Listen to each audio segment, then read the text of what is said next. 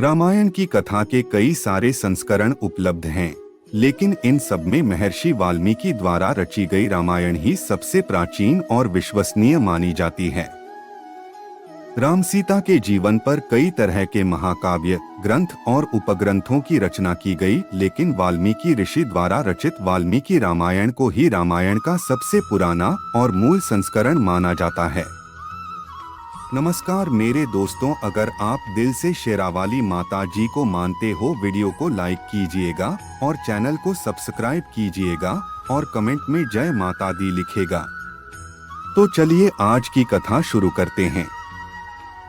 रामायण के कई संस्करण हैं और सब में वाल्मीकि रामायण के कई तथ्य हैं, लेकिन कहानी का रूप देने के लिए इनके कुछ प्रसंगों को बदल दिया गया है।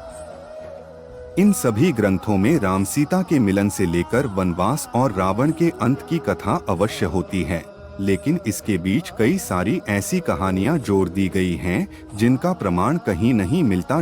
कथा में वर्णन है कि वनवास से वापस अयोध्या आने के बाद श्री राम और सीता जी को पहली बार पता चलता है कि वे माता पिता बनने वाले हैं।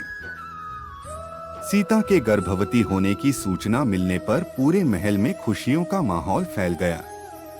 राम के साथ साथ परिवार के सभी सदस्य अत्यंत प्रसन्न थे, लेकिन यह खुशियां बहुत देर तक नहीं टिकी।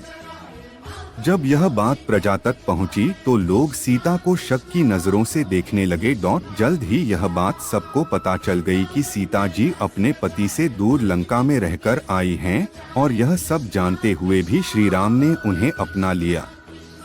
लंबे समय तक रावण की लंका में रहने के बावजूद भी सीता जी अयोध्या के महल में सुखी थीं, और यह बात वहां की स्त्रियों को चुभने लगी। अयोध्या की सभी पत्नियां राम का उदाहरण देकर अपने पति का विरोध करने लगी।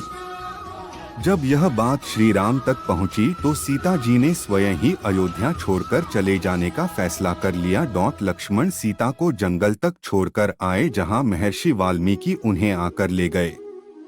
इस समय सीता जी गर्भवती थीं, लेकिन प्रजा का ध्यान रखते हुए सीता ने एक आम सन्यासिन बनने का निर्णय लिया।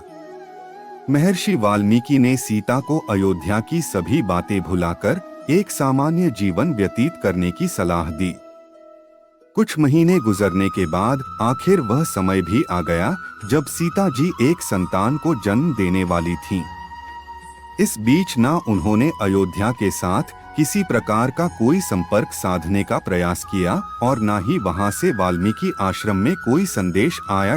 कहा जाता है कि सीता जी के अयोध्या छोड़ देने के बाद राम अंदर से बहुत दुखी रहने लगे थे। उन्होंने अपना राज्य अच्छे से संभाला, लेकिन सीता की याद उनका पीछा नहीं छोड़ती थी। उन्होंने अपना पूरा जीवन प्रजा को समर्पित कर दिया। सीता की याद में श्री राम भूमि पर ही सोते थे।